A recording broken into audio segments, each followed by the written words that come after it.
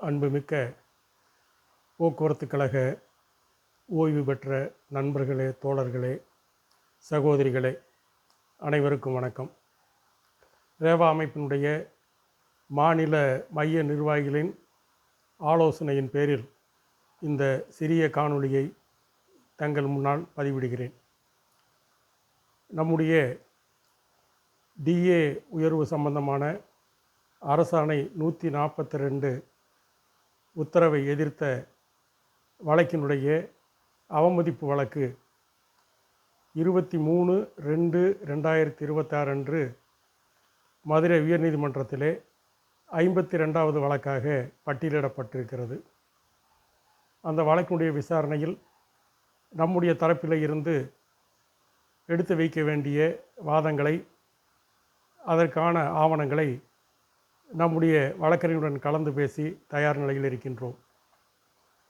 இந்த நிலையில் கடந்த 12/2/2026 அன்று சென்னை உயர்நீதிமன்றத்திலே ரேவா அமைப்பினுடைய அரசாணை 142 எதிர்த்த அவமதிப்பு வழக்கு 240/2025 விசாரணைக்கு வந்தது.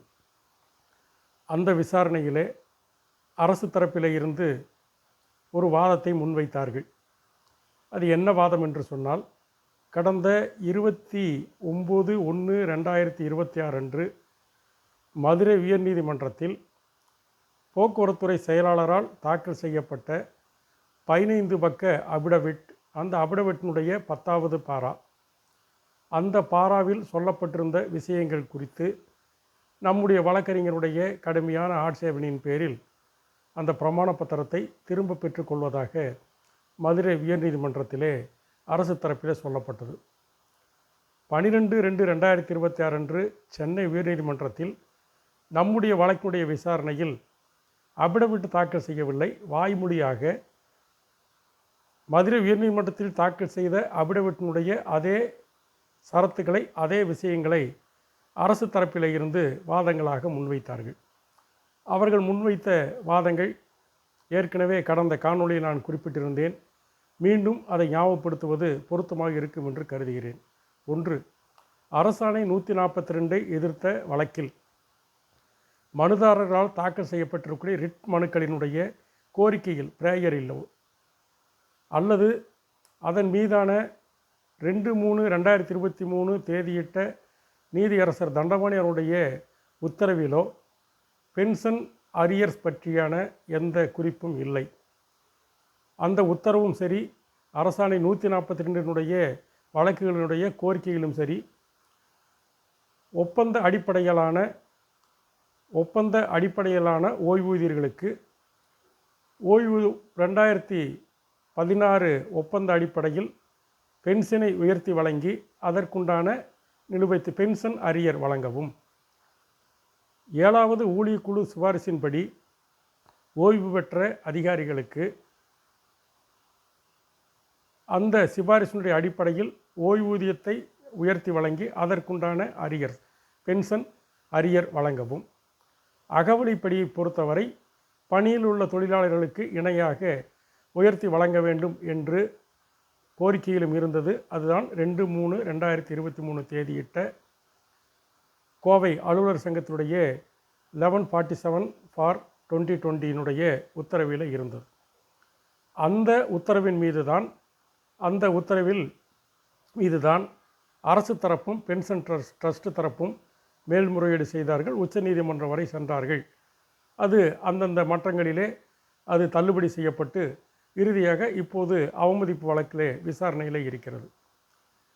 அரசு தரப்பிலே சொன்ன அந்த வாதங்களை சென்னை உயர்நீதிமன்றத்தில் நம்முடைய வழக்கறிஞர் கடுமையாக ஆட்சேபனை செய்தார். 1147/2020 அதன் பிரேயரிலோ உத்தரவிலோ ஏதும் குறிப்பிடாவிட்டாலும் கூட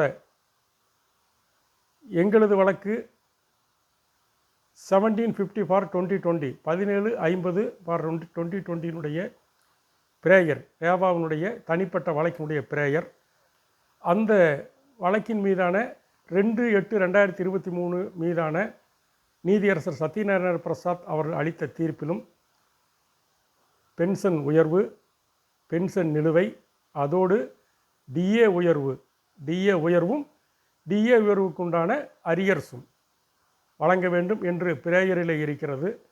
அது நீதியரசர் தன்னுடைய தீர்ப்பிலும் குறிப்பிட்டிருக்கின்றார். இந்த வாதத்தை எடுத்து நாம் பேசினோம். அரசு தரப்பில் இருந்து இல்லை, இந்த வழக்கு மதுரையில் இருக்கக்கூடிய 1147 வழக்கினுடைய தன்மையை ஒத்து இருந்ததனால் அந்த தீர்ப்பு தான் இதற்கும் பொருந்தும் என்று சொன்னார். நம்மை பொறுத்தவரை அது வேறு வழக்கு, ரேவாவுடைய வழக்கு வேறு வழக்கு. தன்மை ஒன்றாக இருந்தாலும் கூட அதனுடைய கோரிக்கைகளிலே வித்தியாசம் இருக்கிறது, வேறுபட்டிருக்கிறது என்ற வாதத்தை முன்வைத்த போது அதற்குண்டான ஆவணங்களை நம்முடைய பிரேயரையும் நீதியரசர் சத்யநாராயண பிரசாத்தினுடைய தீர்ப்பினுடைய விவரங்களையும் எடுத்து கூறியவுடன் நீதியரசர் அவர்கள் ஹேமந்த் சந்தன் கவுடா அவர்கள் அந்த வழக்கினுடைய முழு ஆவணங்களையும் தாக்கல் செய்ய அறிவுறுத்தி 24/2/2026 ஒத்தி வைத்திருக்கின்றார். மதுரையிலே 23/2/2026 என்று, அதாவது வருகின்ற திங்கட்கிழமை விசாரணைக்கு வருகிறது. இந்த நிலையில் இப்படிப்பட்ட நிலையில் விசாரணைக்கு வருகின்ற போது அதை எதிர்கொள்ள வேண்டிய நிலையில் இருக்கக்கூடிய நம்முடைய அமைப்பு வேலையில் செய்து கொண்டிருக்கிறது. ஆனால் குறிப்பாக கோவை அலுவலர் சங்கத்தினுடைய கோவை பேரனுடைய சட்ட ஆலோசகர் நேற்றைய தினம் ஒரு காணொளியை பதிவிட்டிருக்கின்றார்.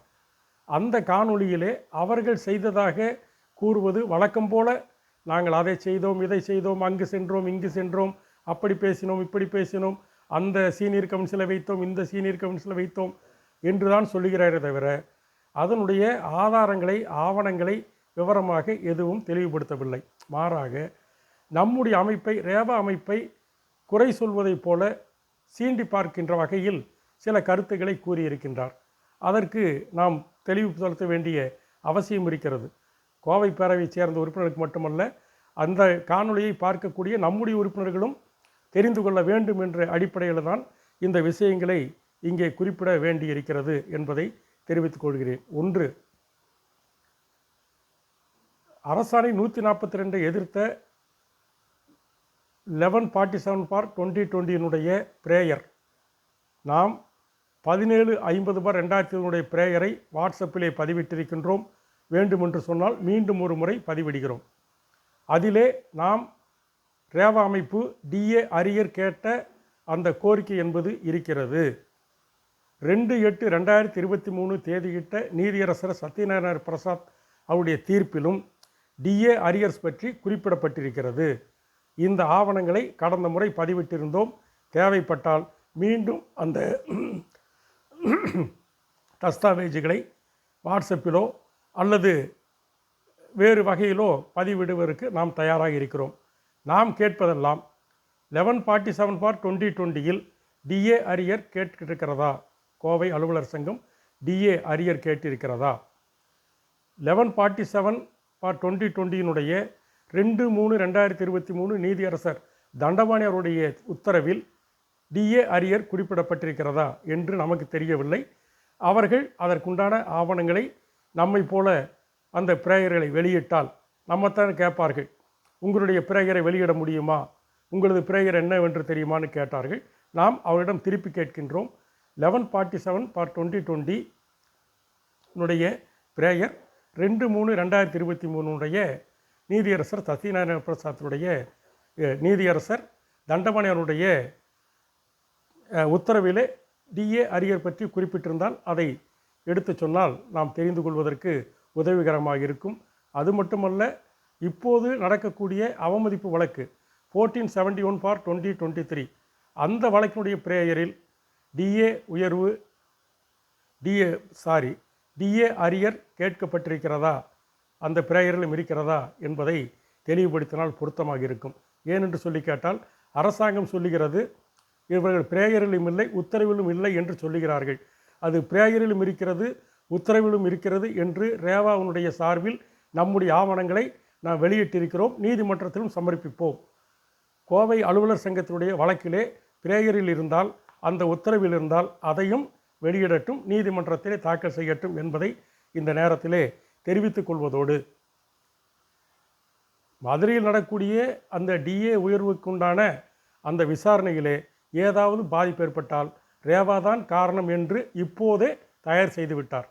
தங்களது தோல்வியோ அல்லது தங்களுக்கு ஏற்படக்கூடிய பின்னடைவுக்கோ நாங்கள் காரணமல்ல, ரேவா தான் காரணம் ஏன் என்று சொல்லி கேட்டால், சென்னையிலே அவர்கள் வாதாடவில்லை என்ற ஒரு வாதத்தை இப்போதையே முன்வைத்து விட்டார்.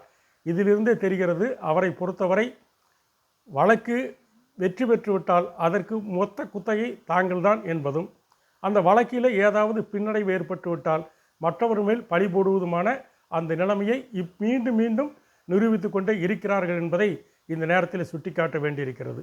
அடுத்து அவர் சொன்னது, ரேவா அமைப்பு சாதாரண வழக்கறிஞர்களை தான் வைக்கின்றார்கள், சீனியர் கவுன்சில்களை அமர்த்துவதில்லை, ஆகவேதான் ரேவாவினுடைய வழக்குகள் எல்லாம் தோல்வியடைந்து கொண்டிருக்கிறது என்ற ஒரு சொத்தையான வாதத்தை அந்த காணொலியில் வெளியிட்டிருக்கின்றார். ரேவாவினுடைய வழக்கு 2 வழக்கு பின்னடைவை சந்தித்திருக்கிறது. ஒன்று எல்பிஏ வழக்கு, இன்னொன்று ஒப்பந்த உயர்வுகளுக்கு பெறுவது ஓய்வூதியத்தை உயர்த்தி வழங்க வேண்டும் என்பதற்கான வழக்கு. எல்பிஏ வழக்கு, அந்த எல்பிஏ வழக்கிலே சீனியர் கவுன்சிலர்களாக ரேவா அமைப்பு மதிப்பிற்குரிய சீனியர் கவுன்சில் வழக்கறிஞர்களான ஏஆர்எல் சுந்தரேசன் அவர்களை அமர்த்தினோம். அவருக்கு பிறகு அவர் மத்திய அரசினுடைய வழக்கறிஞராக சென்றவுடன் சோமயாஜுலு அவர்களை வழக்கறிஞராக அமர்த்தி நாம் நடத்தினோம். நாம் மட்டுமல்ல, அந்த வழக்கில் இடையிலே இணைந்து கொண்ட கோவை அலுவலர் சங்கம், முன்னாள் அனைத்திந்திய அண்ணா திராவிட முன்னேற்ற கழக ஆட்சி காலத்தில் அரசினுடைய தலைமை வழக்கறிஞராக இருந்த சீனியர் கவுன்சில் விஜய் நாராயணன் அவர்களை அந்த வழக்கு விசாரணையில் ஆஜர்படுத்தினார்கள். மீட்புக்குழு டிஏ மீட்புக்குழுனுடைய கதிரேசனுடைய சார்பில் மூத்த வழக்கறிஞர் சீனியர் கவுன்சில் என்ஜிஆர் பிரசாத் அவர்களை ஆஜர்படுத்தினார்கள். இப்படி 5க்கு மேற்பட்ட சீனியர் கவுன்சில் இருந்தும் கூட அந்த வழக்கு பின்னடைவை சந்தித்தது என்ற உண்மையை அவர் ஒப்புக்கொள்ள மறுக்கிறார். ஒரு வழக்கினுடைய வெற்றியும் தோல்வியும் வழக்கறிஞருடைய வாதம் ஒரு புறம் இருந்தாலும் கூட, அது முக்கிய காரணமாக இருந்தாலும் கூட, அதில் சொல்லப்பட்டிருக்கக்கூடிய அந்த வழக்கை கையாளக்கூடிய நீதியரசர்களுடைய மனப்பக்குவம், நீதியரசுடைய மனநிலையை பொறுத்துத்தான் அந்த தீர்ப்புகள் அமையும் என்பதை பல்வேறு உதாரணங்களோடு நாம் சொல்ல முடியும். அதற்கு இப்போது நேரமில்லை. அந்த அடிப்படையில் சீனியர் கவுன்சிலை நாமும் வைத்திருக்கிறோம். எப்போது தேவையோ அப்போது நிச்சயமாக சீனியர் கவுன்சிலை வைப்போம்.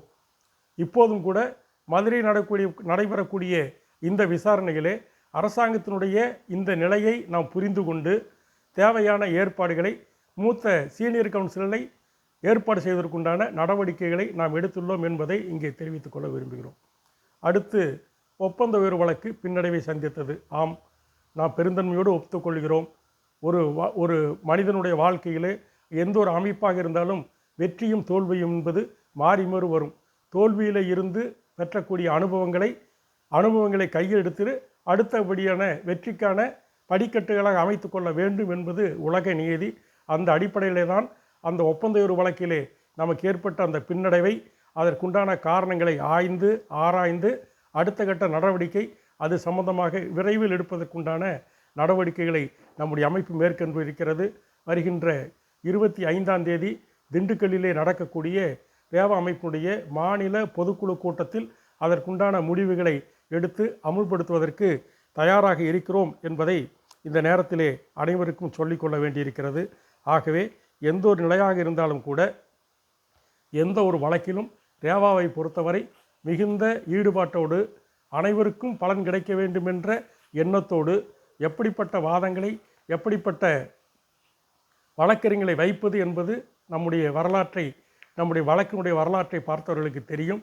நாம் தொடுத்த பல வழக்குகளிலே வெற்றி பெற்று அதனுடைய பலனை அனுபவித்து கொண்டிருக்கின்ற பலரும் இன்றைக்கு அதையெல்லாம் மறந்துவிட்டு ரேவாவை குறை சொல்வதிலே இன்றைக்கு தீவிரமாக இருக்கின்றார்கள். ரேவாவை பொறுத்தவரை போற்றினாலும் தூற்றினாலும் ஓய்வூதியர் நலன் மட்டுமே நம்முடைய குறிக்கோள் என்ற அடிப்படையிலே செயல்பட்டு கொண்டிருக்கக்கூடிய நம்முடைய அமைப்பு, இந்த அமைப்பினுடைய செயல்களை, இந்த அமைப்பினுடைய பலத்தை, இந்த அமைப்பினுடைய உறுப்பினர்களை குழப்புவதற்காக பல்வேறு அமைப்புகள் இன்றைக்கு களத்திலே வந்திருக்கிறது. நீண்ட காலமான நம்முடைய கோரிக்கை, நீண்ட கால நம்முடைய போராட்டம், ஓய்வு பெறுபவர்களுக்கு பணப்பலன்களை காலதாமதமில்லாமல் வழங்க வேண்டும் என்ற அந்த போராட்டம் இப்போது அரசு கூடுதல் நிதி ஒதுக்கி அடுத்து வரக்கூடிய காலங்களுக்கு கூட 2026 மார்ச் மாதம் வரை ஓய்வு பெறுபவர்களுக்கு உள்பட நிதி ஒதுக்கீடு செய்து அரசாணை வெளியிட்டிருக்கின்றார்கள். மகிழ்ச்சி, அதை வரவேற்கிறோம். அரசாணையோடு நின்று விடாமல் அது தொழிலாளியுடைய கையிலே வந்து சேருகின்ற போது தான் அது உறுதியாகும் என்ற அடிப்படையிலே நம்முடைய நடவடிக்கைகளை நாம் எடுத்துக்கொண்டிருக்கிறோம். மாறாக ஒவ்வொருவரும் ஒவ்வொரு விஷயமாக சொந்தம் கொண்டாடுகிறார்கள். வெற்றி பெறுகின்ற அல்லது நன்மை வருகின்ற நிலை வருகின்ற போது அதற்கு நான் தான் சொந்தம், நீ தான் சொந்தம் என்று போட்டி போட்டு கொண்டு வருகிறார்கள். அதில் ஏதாவது பின்னடைவோ சரிவோ ஏற்பட்டால் அதற்கு நான் காரணமல்ல, அவன்தான் காரணம், இவன்தான் காரணம் என்று பழியை தூக்கி போடக்கூடிய வேலையை திறமையாக பலர் அமைப்புகளும் செய்து கொண்டிருக்கின்றார்கள். ஆகவே அந்த குழப்பங்களுக்கெல்லாம் இடம் தராமல் நம்முடைய உறுப்பினர்களை உறுப்பினர் அல்லாதவர்களையும் நாம் சந்தித்து நம்முடைய விஷயங்களை, நம் பக்கம் இருக்கக்கூடிய நியாயங்களை, நம்முடைய செயல்பாடுகளை விரிவாக எடுத்து சொல்லி மேலும் மேலும் நம்முடைய பலத்தை, நம்முடைய ஒற்றுமையை வலுவாக கட்டுவோம். எதிர்வரக்கூடிய காலங்களிலே அரசு நிர்வாகத்துடைய அத்துணை ஓய்வூதியர் விரோத நடவடிக்கைகளையும் தடுத்து நிறுத்துவதற்கான எதிர்த்து நிற்கின்ற அந்த ஆற்றலோடு களப்போராட்டங்களுக்கும் நீதிமன்ற போராட்டங்களுக்கும் தயாராவோம் என்று கூறிக்கொண்டு இந்த காணொலியை நிறைவு செய்கிறேன். மீண்டும் 25ஆம் தேதி நம்முடைய பொதுக்குழு கூட்டம் முடிந்த பிறகு அதற்குள்ளாக 23, 24 தேதிகளில் நடைபெறக்கூடிய விசாரணையுடைய முடிவுகளையும் உள்ளடக்கி அடுத்த கட்ட நடவடிக்கைகளையும் சேர்த்து அடுத்த காணொலியிலே சந்திப்போம். நன்றி, வணக்கம்.